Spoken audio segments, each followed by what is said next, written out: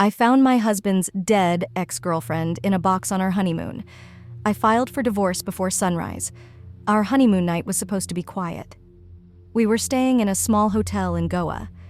The ocean light was slipping through the curtains, the room smelled faintly of salt and sunscreen, and I was exhausted after a full day of travel. I don't remember falling asleep, only waking up. Something felt off. My husband was sitting on the edge of the bed, his back to me. In his hands, he was holding a small wooden box, cradling it the way someone holds something fragile, precious. At first, I thought it was a gift, maybe something sentimental he wanted to share. Then I heard him whisper a name. Anushka. My chest tightened. Anushka was his ex-girlfriend. She had died 4 years ago in an accident. I knew about her. I knew her death had devastated him. I had never been jealous of a memory, or so I told myself. But seeing him like that, in the middle of the night, holding that box like a treasure, it stirred something cold in my stomach. "What are you doing?" I asked, half asleep. He flinched so hard he almost dropped the box. He turned around with the expression of a child caught doing something wrong. "Nothing," he said quickly, sliding the box under his pillow. "Just thinking." I sat up. "What's in the box?" He hesitated. Too long. "It's Anushka's ashes." I felt numb. "You brought her ashes on our honeymoon?"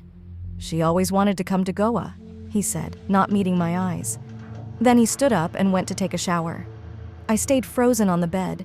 Something about his voice, about the way he avoided looking at me, told me I hadn't heard the whole truth. When the bathroom door closed, I reached for the pillow. The box was lighter than I expected.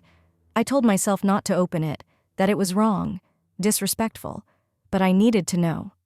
Inside the box, there were no ashes. Instead, there was a gold chain with the name Anushka, neatly folded letters tied with a ribbon, and a photograph, a recent photograph. Anushka stood smiling in front of a mirror, alive. At the bottom of the box was a handwritten note in delicate cursive. "When she falls asleep, meet me."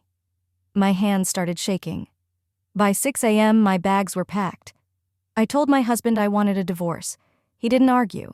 He didn't ask why. He just looked at me with something that felt disturbingly close to relief. I left. 2 weeks later, while staying at my parents' house, I received a call from an unknown number. "Did you enjoy Goa?" a woman asked calmly. I hung up. That evening, I received an email. Subject: "I'm sorry you found out this way." Attached was a video, CCTV footage from our hotel.